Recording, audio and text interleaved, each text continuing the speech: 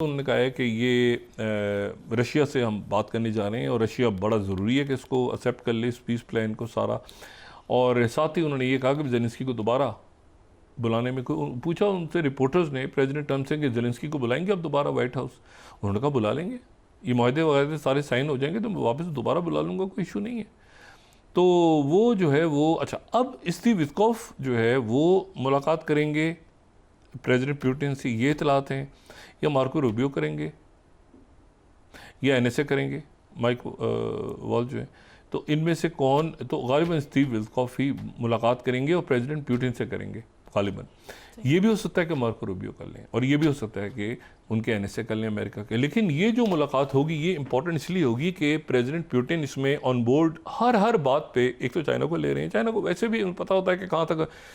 दूसरा ये है कि वो किसी सूरत, अब जो बात है और क्या चीज़ें गेन हो गई इसमें, रशिया जो है वो कोई बूट्स ऑन ग्राउंड तो ख़त्म हो गया ना किस्सा, यूक्रेन में कोई बूट्स ऑन ग्राउंड नहीं होंगे, ये बात भी हो गई।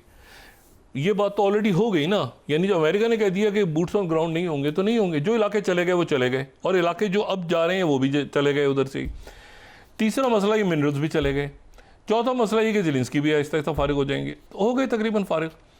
चौथा जो है वो ये है कि यहाँ पर कोई ये डीमिलिटराइज जोन हो जाएगा। यानी इसमें आप याद करें कि वो प्रेसिडेंट ट्रम्प क्या कह रहे थे कि जब हमारे लोग वहाँ जाके माइनिंग करेंगे भाई तो हमारे लोगों पे थोड़ी बमबारी करेगा रशिया, तो उसको इतना असला और इतनी मिलिट्री देने की क्या ज़रूरत है, वहाँ इकॉनमी आप बढ़ाएं, ठीक है ना, आप वहाँ पे इकोनॉमिक जोन्स बनाएं, वहाँ पे तरक्की करें, ये करें वो करें। तो इसका मतलब है, तो ये बार बार प्रेसिडेंट ट्रम्प से सवाल हो रहा था कि जी सिक्योरिटी कैसे प्रोवाइड। उन्होंने कहा हम लोग होंगे ना, अमेरिका होगा जब, तो हमला कौन करेगा अमेरिका पे, तो हमें क्या जरूरत।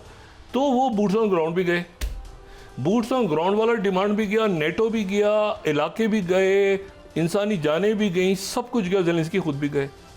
और वो जो, और ये सारी हरकत उस वक्त हुई थी जब इन्होंने ईस्टवर्ड प्लान बनाना शुरू किया था जॉर्जिया, और फिर आहिस्ता 2004 में, और ये न्यू यूरोप और रम्सफील्ड उस वक्त बड़ी खुशियों का इजहार, और पोलैंड और ये बैल्कन स्टेट्स को भी मुसीबत में डाला है।